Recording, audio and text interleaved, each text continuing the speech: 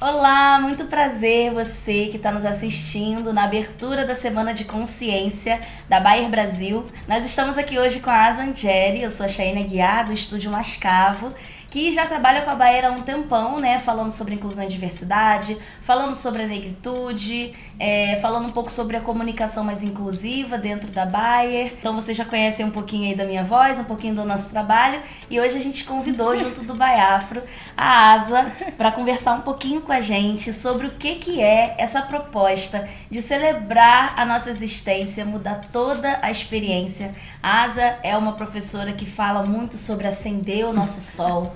E hoje ela vai poder contar um pouquinho para vocês de onde surgiu isso, né? Como isso começou, vai falar um pouquinho do trabalho dela e vai também trazer algumas reflexões para que a gente possa pensar qual é o nosso papel na luta antirracista, qual é o nosso papel enquanto pessoas negras nesse processo de reconhecimento, como que a gente pode identificar as situações que acontecem e que são nocivas pra gente, que muitas vezes passam despercebidas, enfim. Essa semana vocês vão poder aprender muita coisa e eu vou dar a palavra agora para a doutora Asa, para ela contar um pouquinho pra gente sobre o trabalho dela, sobre o que ela fala, por que ela tá aqui hoje. É com você. Agradecer, né? Primeiramente, agradecer a oportunidade e a confiança, né? Porque eu acho que é sobre isso, confiança. Eu sou Asa Angeri, sou professora, doutora em literaturas africanas e pós-doutora em filosofia africana. Sou estudiosa especialista em África e afrodiáspora e desenvolvo atualmente uma pesquisa ampla que se desdobra em diversos âmbitos, como o canal no YouTube, artigos acadêmicos, né, as redes sociais de maneira geral, aulas, enfim, cursos, que na verdade é tudo parte de uma pesquisa só, que é a continuidade do meu pós-doutoramento, em que eu me propus a pensar caminhos artístico-filosóficos sobre a humanidade, né? E aí eu faço um recorte de raça por um motivo óbvio, né, gente? Porque há um genocídio declarado, há todo... Enfim, a gente vai conversando sobre isso aqui ao longo desse papo. Sim. Mas, de maneira geral, a base do que eu faço em tudo, porque isso virou uma filosofia de vida, tem como princípio a filosofia Bakongo, que é uma filosofia banto dos povos ali da região de Angola e Congo, em que vai dizer, né, eles vão acreditar que todo ser humano é um sol vivo, né? Então eles dizem que todo Muntu é um sol vivo, né? E que é uma responsabilidade da comunidade matrigestar, gestar e gerir esse sol para o seu livre caminhar na vida. A filosofia Bakongo não apareceu como uma perspectiva de estudo. Ela primeiro vai aparecer enquanto uma filosofia que vai me mostrar caminhos de maternidade. Então, porque é importante dizer que eu fui mãe com 17 anos, meu filho mais velho já é bem velhinho, e foi justamente quando eu entrei na graduação. Eu entrei na graduação, ele tinha 3 meses. E aí eu nunca vou esquecer que ele, Foucault, em determinado momento, vai falar que todo ser humano é um ser solar. E que vai chamar de Muntu, tá? Então todo Muntu, todo ser humano é um sol vivo. E que uma família, na verdade, é uma constelação de sóis. E isso faz muito sentido, né? E aí, quando eu vou dialogar com o Sobofu Somé, que é outra teórica, pensadora, filósofa, forte, importante, né, para a minha construção, ela vai dizer que uma família, enfim, um relacionamento é uma subida da montanha da vida. Então, qual é o meu papel nisso? Eu juntei Foucault e Sobofu Somé e eu afirmo que uma família, o viver, na verdade, mas também uma família, independente do recorte que ela tenha, porque isso é irrelevante para essa questão filosófica. Mas entender que uma família é uma constelação solar subindo a montanha da vida. Sim. E isso vira uma chave, né? Vira. Principalmente quando a gente tem uma localização enquanto população negra, né? Então aqui, afro-brasileira, afrodescendente, que vem por um processo de desumanização. E de destruição dessas famílias, né? Exatamente. E aí volta o meu tema de pesquisa, que é eu realmente me dedico a pensar quais são os caminhos de recuperação de uma humanidade. E aí é importante introduzir, eu acho, né, para as pessoas que quando a gente fala de diáspora africana, a gente está falando de todos os descendentes de africanos, independente da circunstância dessa descendência. Pode ter sido pela escravidão, pode ter sido já no século XX, né, imigração, mas todos nós, né, de certa maneira, somos descendentes desse povo, né, desses sequestrados de África ou desses imigrados de África. Então, tem uma outra teórica que é muito importante para as coisas que eu vou falar. Na verdade, ela é uma das bases principais do que eu falo, que é a Marimbani, e ela vai dizer o seguinte: vamos pensar o processo, né, esse fenômeno de poder que assola a população negra nos últimos 500 anos enquanto um fenômeno transcultural, transtemporal e transterritorial. Que é a Maafa. E esse fenômeno tem o nome de Maafa, que é uma palavra em Kiswahili trazida pela Marimbani, que significa o grande holocausto, né, da população negra. Eu não gosto da palavra holocausto, porque eu acho que entra numa concorrência com outro holocausto que não é uma disputa de narrativa. Então, assim, eu por mim mesmo, com a autoridade que eu me dou, eu mudei e comecei já a trabalhar isso nos artigos, e eu comecei a traduzir pra gente aqui no Brasil como a desgraça coletiva. E depois eu tentei modelar, e atualmente eu tenho dito que a Maafa é o nosso grande infortúnio. Que significa, assim, de maneira bem didática, começa datadamente com a invasão ao continente africano com fins de dominação. Né? Então a gente pode localizar historicamente, primeiramente no século X, quando os árabes invadem para dominar e sequestram 11 milhões de pessoas para o mundo árabe para escravizar. E também pode depois fazer uma localização mais recente com os europeus invadindo com fins de dominação no final do século XIV para o XV, e daí por diante descamba tudo. E nesse sequestro a gente está falando de uma cifra de 20 milhões de sequestrados. Né? Então 11 milhões para o mundo árabe e 20 milhões, né, para o mundo ocidental. Não tem nem disputa, né, amiga? É isso. Porque os números são... Isso, assim, e o tempo que durou também. E são números absurdo, oficiais, né? E assim, é claro que esses números, eles são, né, não são totalmente corretos, porque até mesmo o tempo histórico não permite uma recuperação. Né? Uma recuperação perfeita. Mas, de maneira geral, os dados oficiais que a gente tem, assim, baseado em Unesco, ONU, né? Aquele site Slavery, que é um site muito oficial, que faz as rotas da escravidão, é um site muito importante de pesquisa. Então, a gente trabalha nessa cifra de 20 milhões. E 20 milhões, sendo que 5 milhões foi só para o Brasil. Então, o Brasil, ele é a maior diáspora africana, né? E isso é reconhecido em documentação. Sim. Então, existe um documento de 2013 em que o Itamaraty reconhece o Brasil como a maior diáspora africana e se compromete em fazer ações, né, bilaterais para poder promover, enfim, a gente... Reparar, né? Isso. E entender também que há um diálogo com a União Africana, que é uma organização internacional do continente africano, do qual todos os países do continente são membros. E essa União Africana, ela divulga, né? Ela decreta, ela lança um documento reconhecendo a diáspora africana enquanto o 6º território de África. Entende? Então, quando a gente vai falar muito sobre África e diáspora, vai falar sobre negritude, descendência, a forma como a gente, indivíduo, se entende, não faz muita diferença nessa discussão política.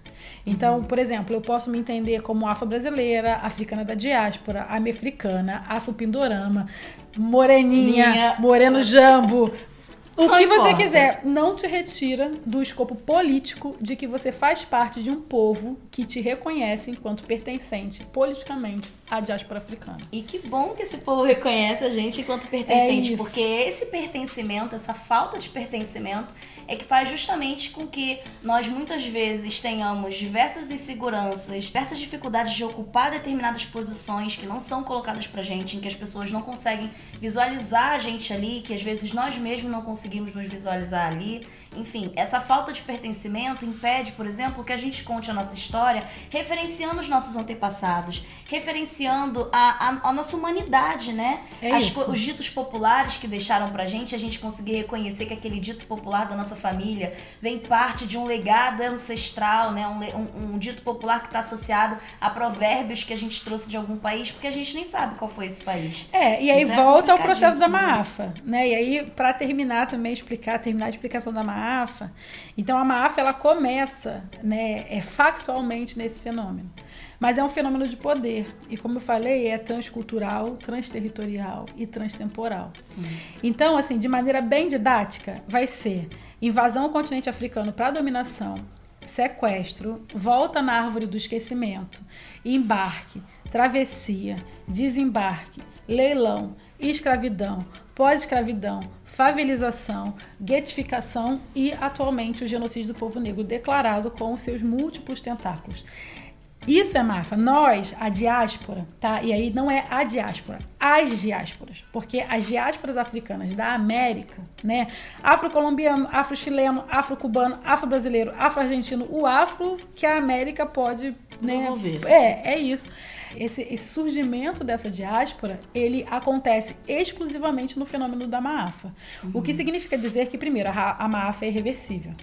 Então, assim, a gente não consegue mais recuperar o que foi perdido. Então, é um legado, é uma reparação que não tem valor. Entende? Eles tiraram de nós a possibilidade de ser algo que a gente nunca vai saber o que é. E por mais que a gente faça um retorno à África físico, caso tenha dinheiro, possa fazer um teste de DNA e tudo mais, o laço da MAFA é irreversível.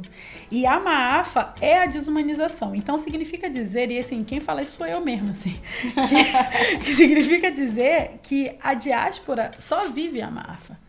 E a gente não tem possibilidade de viver alguma coisa diferente da MAFA. Então, a minha pesquisa é furar a MAFA. Eu sou contra a MAFA. Então, quando eu me proponho a pensar os caminhos artístico-filosóficos de humanidade negra, eu estou tentando, na verdade, vislumbrar fôlegos de vida e permanência e resistência e continuidade para o nosso amanhã. E leveza, né, amiga? É isso. Puxando esse gancho do que você está falando, a gente também entende que, por estarmos nesse processo da MAFA durante tanto tempo, a gente não consegue observar, né, tanto os resquícios dela na nossa própria história, porque isso é tido como a normalidade.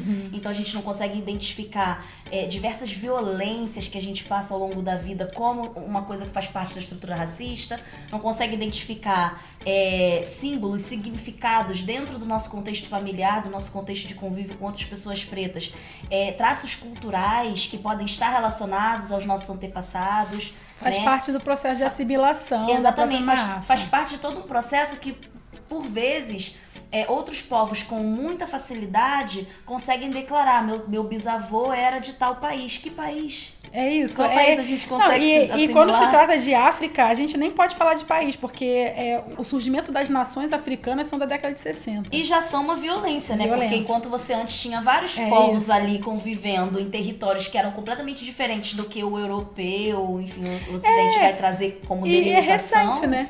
Super recente, a gente ainda está engatinhando nesse assunto. E se a gente pensar, olha, a década africana de descolonização é a década de 60. Entretanto, as colônias de língua portuguesa, as colônias de Portugal, então Angola, Moçambique, Guiné-Bissau, enfim, elas só vão ter independência em 75. E territórios como Burkina Faso só em 86. E a gente pode conversar muito sobre geopolítica, né? Pensar o continente africano e pensar a descolonização do continente africano tem camadas, né? E camadas que refletem, inclusive, na gente aqui, porque a gente está falando, na verdade, de uma subalternização de um continente que consequentemente causa a subalternização da sua diáspora, entende? E por mais que a gente esteja hoje gritando sobre empoderamento negro e tudo mais, esse empoderamento ele ainda está muito dentro de um viés ocidental neocolonial. Empoderamento, na verdade, é saber o seu passado, conseguir fazer um movimento de Sankofa, né? Que é aquele pássaro que faz um movimento, né, de torno, assim, para o passado, para pegar as pedras factuais. O que são essas pedras factuais que esse pássaro vai resgatar para o presente? São as pedras da experiência. Então, assim, é entender que os nossos ancestrais chegaram na América, e especificamente no Brasil, com o corpo, a palavra e o conjunto civilizatório apenas.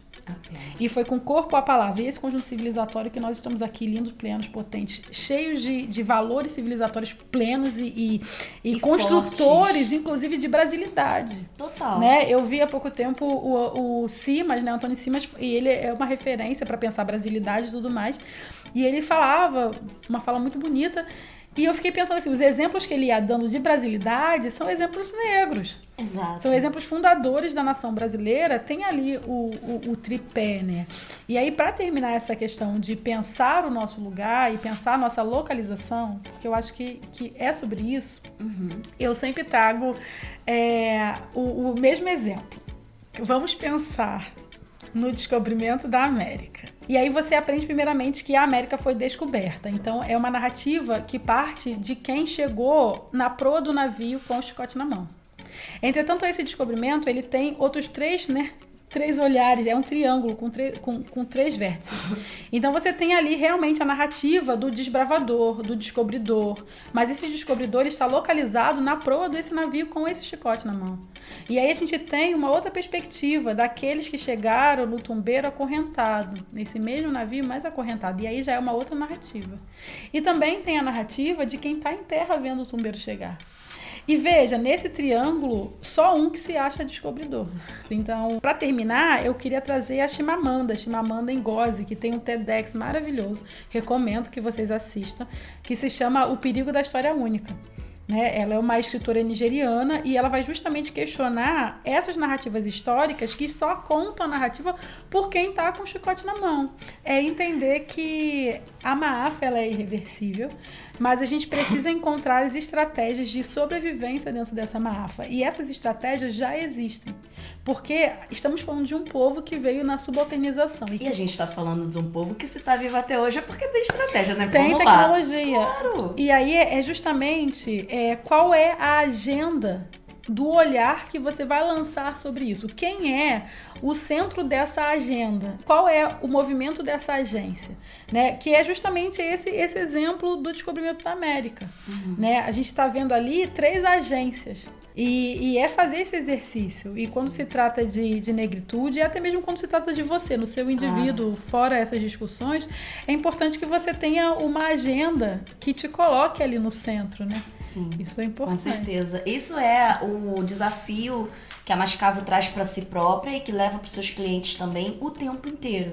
O tempo inteiro. Porque quando a gente está falando sobre construir uma comunicação, quando a gente está falando sobre construção de uma logo, de uma identidade visual, de uma campanha ou algo do tipo, a gente está falando sobre construções da narrativa que a gente está consumindo no tempo presente. É isso. Então, se a gente está sendo um agente fundamental, de transformação do tempo que a gente está vivendo hoje enquanto artistas, enquanto designers, enquanto comunicadores, a gente precisa mudar o paradigma de onde a gente está partindo para falar com as pessoas. Porque essa transformação que se faz no tempo presente é que vai garantir que nós tenhamos outras narrativas para o futuro, para falar de um outro lugar, trazer esse alívio que você tenta trazer no seu trabalho, tentando furar a Maafa, tentando trazer essa humanização. Furar a Maafa e, de alguma forma, discutir sobre o Ocidente. A gente precisa trazer aqui essa discussão sobre o que a gente está chamando de Ocidente, porque há muitos ruídos nessa comunicação. Então, assim, eu posso falar academicamente, eu posso falar de Eduardo Said, posso falar de, Boaventura de Souza Santos, Aníbal Quijano, eu posso dar vários teóricos brancos hegemônicos que vão falar o que eu tô falando. Porque a própria branquitude hegemônica já se ligou. Claro. Então, o que é o Ocidente? Eu acho que, na verdade, a grande discussão do século XXI é isso. É um questionamento profundo sobre o que é o Ocidente e o que é ser ocidental. Então, assim, de maneira bem rápida, entender que o Ocidente é uma estrutura de poder, uma forma de existir, uma forma de ser e estar no mundo, de se comportar, que é estruturada realmente numa verticalidade de poder. Isso é uma característica. E o Ocidente, ele vai ser geograficamente anglo-europeu, tá? Então o Brasil não é Ocidente.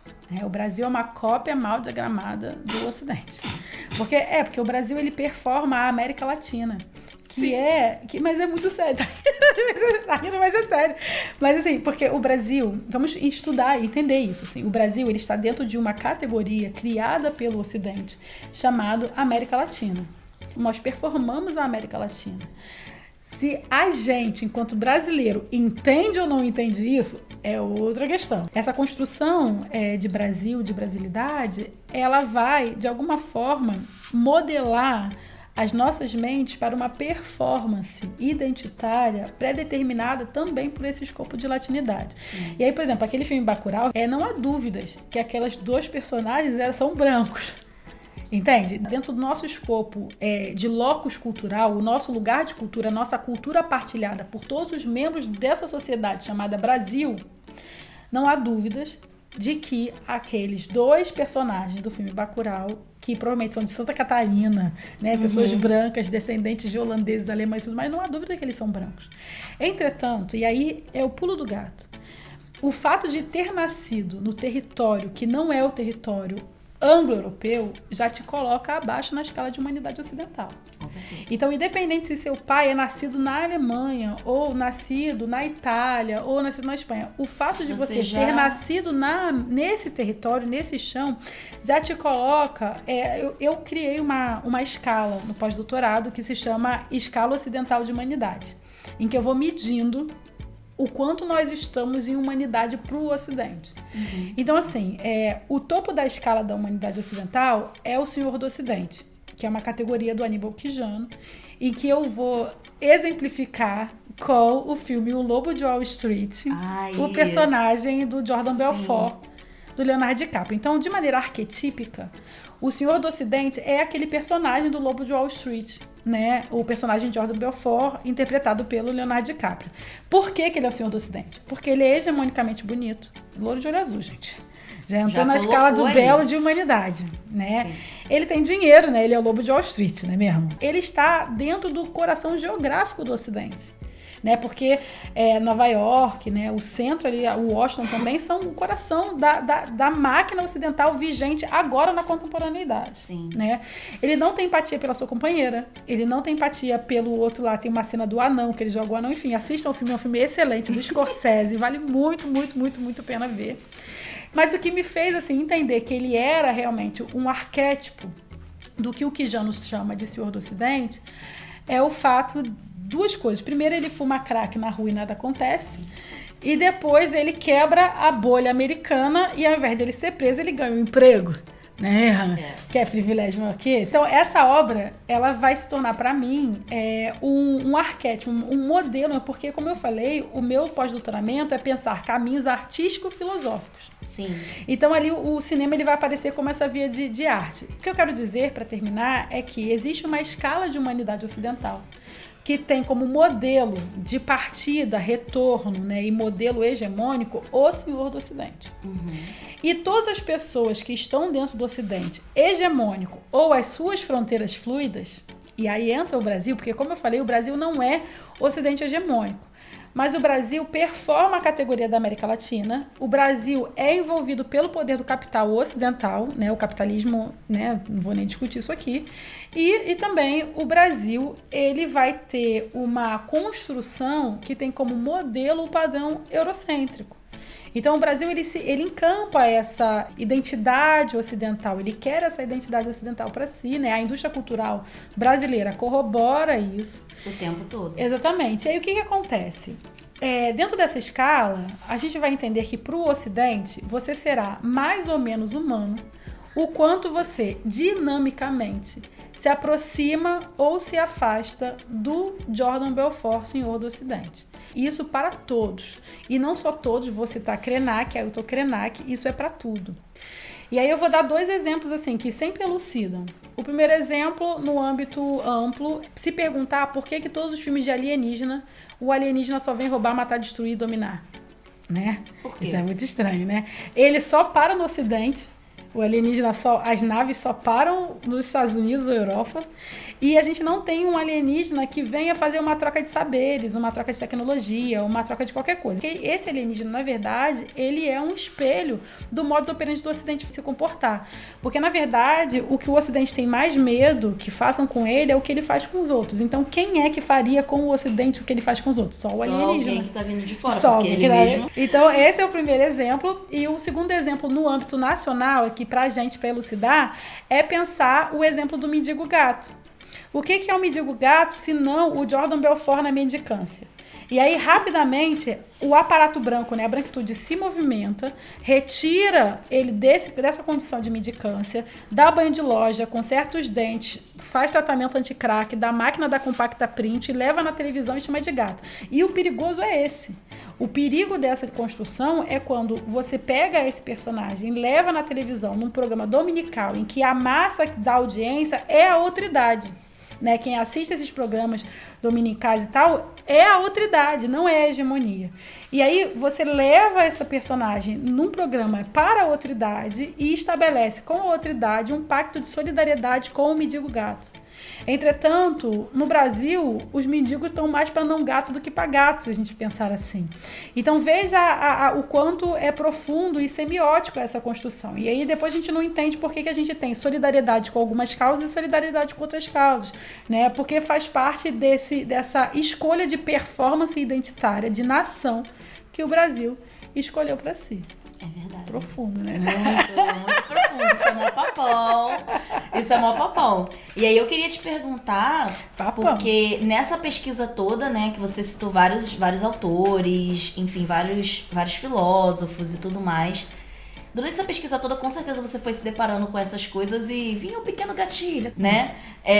E junto com o gatilho também vinha luz, né? Também vinha o seu sol se acendendo. Antes de você decidir acender o sol das pessoas, outros sóis já estavam sendo acesos na sua vida, seja pela sua família, seja pelos estudos que você se aprofundou. E eu queria saber mais sobre como foi essa sua experiência de ter o seu sol aceso. Em que momentos da sua vida você sentiu que você estava tendo o seu sol aceso, seja pelo conhecimento acadêmico, seja pelo conhecimento oral que você adquiriu pelos seus mais velhos, pelo que você traz da sua família, que em algum momento você o identificou e você viu assim, caramba, isso daqui é uma história de valor familiar muito profunda pra mim, isso daqui faz parte de algo que eu tô resgatando e que me foi negado. Porque eu acho que quando a gente toma consciência de que a gente está tendo aquele valor ali negado, quando a gente descobre ele dentro da nossa familiaridade, é uma sensação outra, é algo único. E aí eu falo até por mim, né? O meu pai, ele sempre foi uma pessoa de ditados populares, sempre. Ele coleciona ditados populares, ele se orgulha muito disso, ele sabe vários. E aí ele sempre falou um pra mim quando eu acordava, que era: passarinho que não deve nada a ninguém, tá no meio do mundo. E hoje em dia eu já vi vários outros provérbios africanos que se parecem um pouco com isso, né?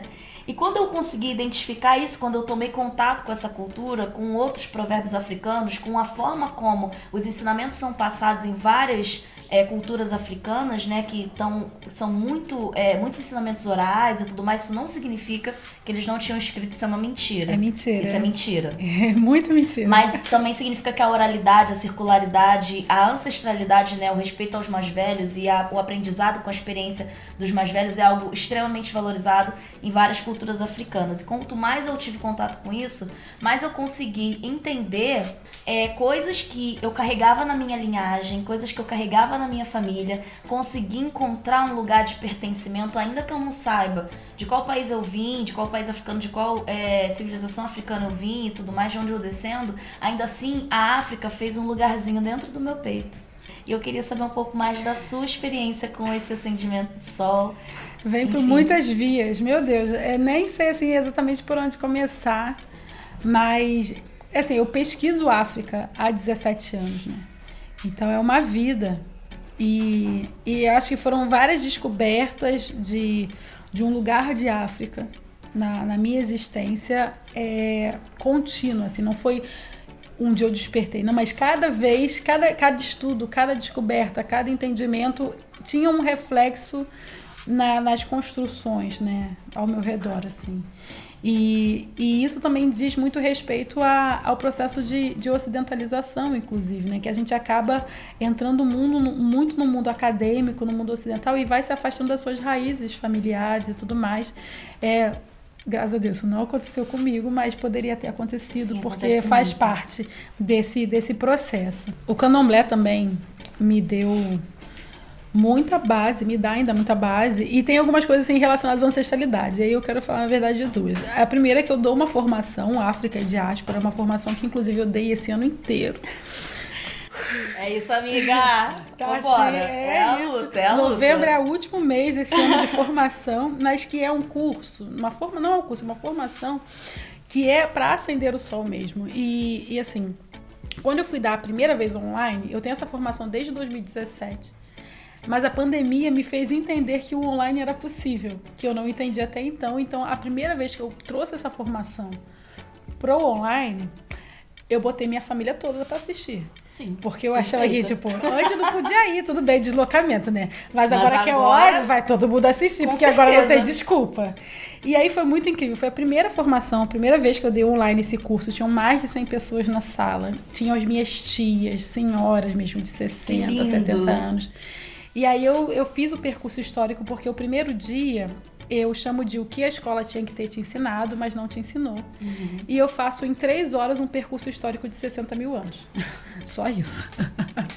Apenas isso.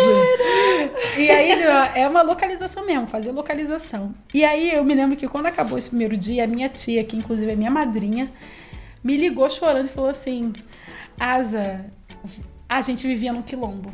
E não sabia. A gente vivia no quilombo e não sabia. A gente vivia no quilombo. E aí começou a me mandar várias... Eu também, assim, me mandou amiga, várias fotos. Minha mãe pequena.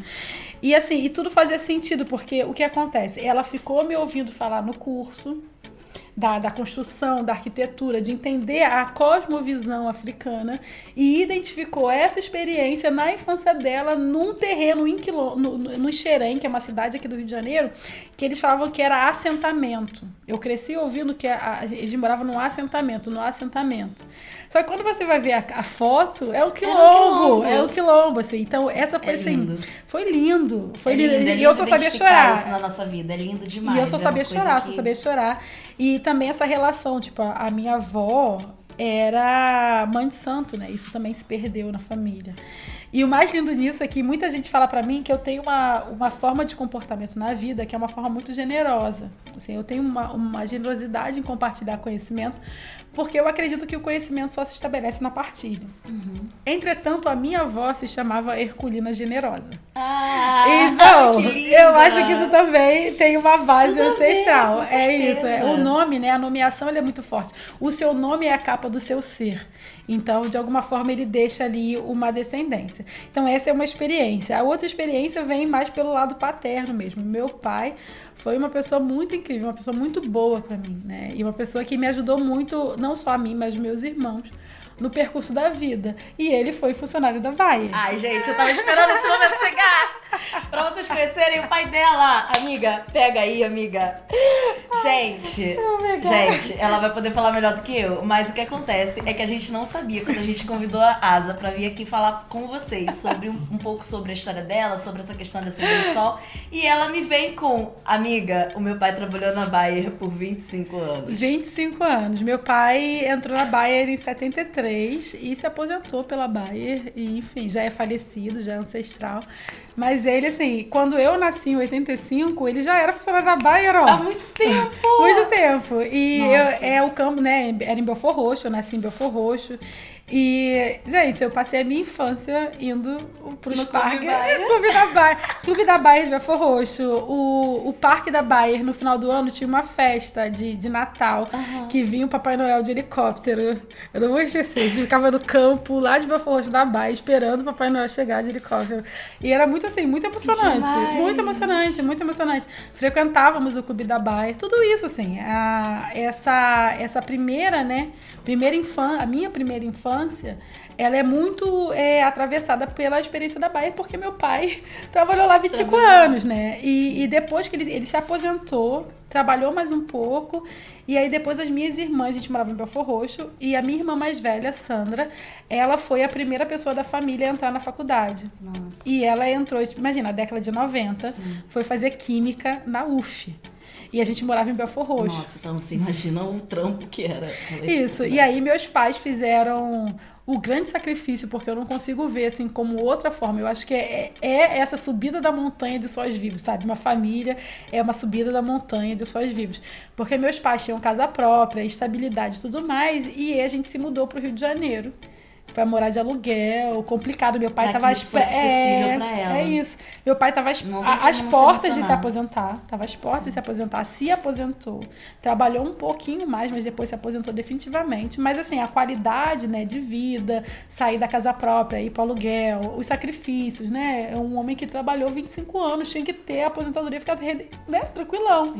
Mas não, o que ele fez foi se mudar pra cidade do Rio de Janeiro, para que a minha irmã pudesse fazer a graduação dela na UF em Química, né? Porque era um período em que você tinha graduação integral, né? Estamos falando da década de 90 e Belford Roxo não é tranquilo. Hoje, na década de 90... era menos ainda. É isso. Então, e é muito interessante também esse passo, porque o meu pai, ele sempre acreditou muito na educação. Então, até mesmo a trajetória dele na Bayer, ele começou como servente. E quando a gente olha a carteira de trabalho, ele vai aumentando e ele vai terminar como encarregado, que é um cargo que naquele momento era o máximo que você podia chegar quando não tinha graduação, né? E aí ele fez técnico, ele foi se especializando para poder também crescer dentro da empresa e ele chegou até aí.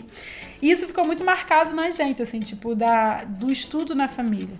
Tanto que quando eu engravidei... Né? Quando eu engravidei, eu tinha 16 anos. Super exigente com isso, né, amiga? A gente não precisou nem falar. É isso. Sim. E quando eu engravidei, eu tinha 16 anos, né? O Rodrigo nasceu quando eu tinha 17. E aí eu me lembro que meu pai falou assim, tá, tudo bem, você tem um filho, beleza, a gente acolhe, mas você não vai parar de estudar, não. E eu não parei de estudar, tanto que eu prestei vestibular grávida e eu entrei na graduação, meu filho tinha 3 meses. Nossa. E eu saí doutora, ele tinha 12 anos. Eu fiz uma batida, assim, Você fez uma batida. graduação inteira. Graduação, mestrado, doutorado, tudo. Numa batida, assim, reta, tipo, pum, pum, pum.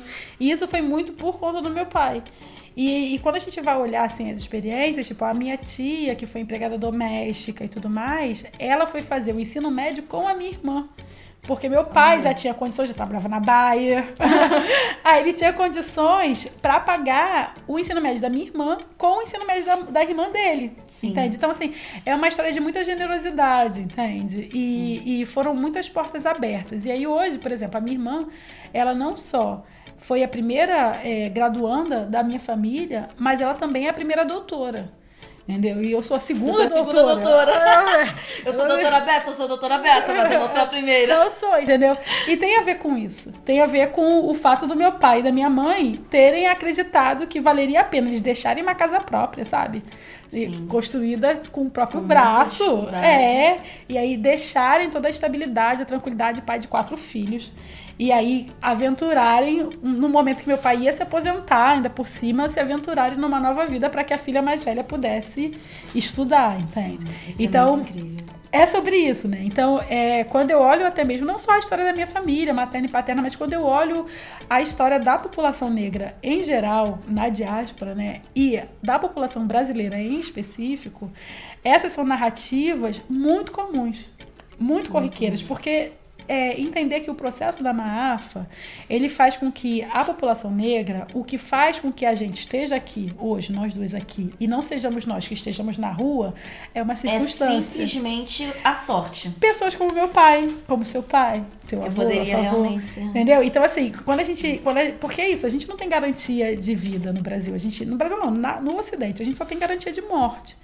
Então, esse tipo de deslocamento, movimento, essa crença, esse é movimento de Sankofa, né? Total. É ser a pedra bacilar pro amanhã. Então, se meus filhos, né, eles vão ter mais possibilidades de vida, quem sabe, sei lá, estudar em outro lugar, ou abrir mesmo as possibilidades do existir para ele, é porque alguém como meu pai um dia acreditou que valeria a pena largar o conforto dele para se aventurar, para que a filha mais velha estudasse. Então, isso é muito bonito. E para que essa filha mais velha acendesse o sol de tantas outras pessoas que entram em contato com ela. E o mais interessante é que depois que a minha irmã entrou na graduação, todo mundo entrou.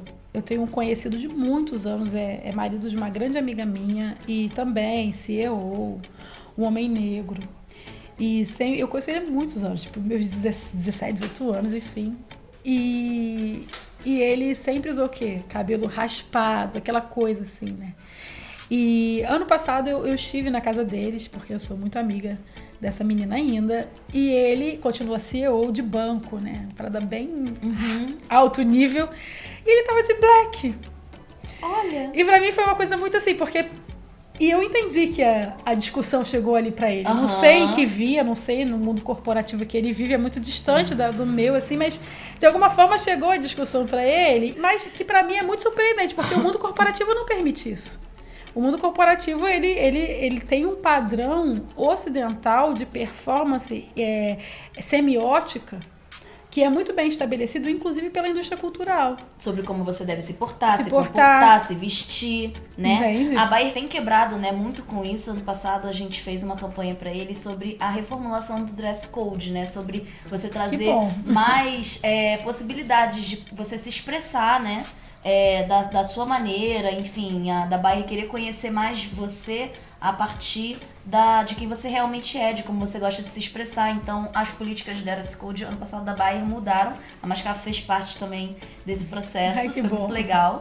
E isso faz toda a diferença, né? E é exatamente sobre isso que você está falando que faz o sentido sobre o que a gente está trazendo na proposta dessa campanha desse ano. Porque quando você celebra a sua existência de uma maneira totalmente solar, quando você extravasa o orgulho de ser africano e toda a sua ancestralidade, a sua sensação de pertencimento para fora, você automaticamente está mudando a experiência sobre como o outro vai se comportar diante de você. É isso. Você está mudando a experiência sobre o que o outro geralmente já te enxergava ou já tinha de preconcepções sobre você, e você vai estar apresentando para ele uma outra realidade, uma outra narrativa, um outro olhar dessa pessoa sobre você, né? Porque você tá trazendo ali para ele significados nas suas falas, na sua expressão corporal, nas suas vestes e tudo mais, que ele não tá acostumado a enxergar a outridade dessa forma, né? É isso, é entender que a perspectiva ocidental, independente, né, vestir, falar, se comportar, ser, existir,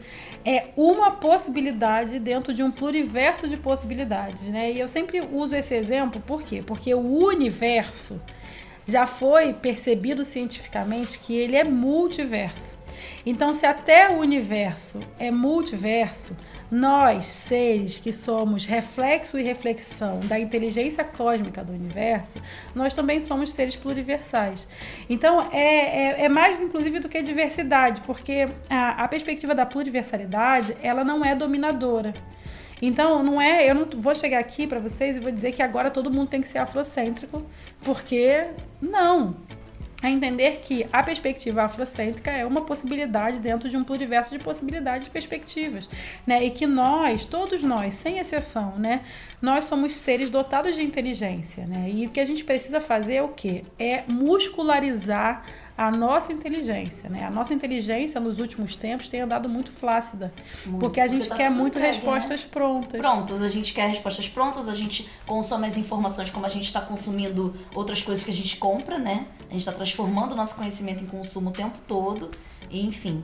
É sobre isso. É sobre isso. Que mensagem você então quer deixar para as pessoas que estão nesse momento assistindo a gente e que estão abrindo um espacinho para a África dentro do seu coração, né? Acendendo o sol delas?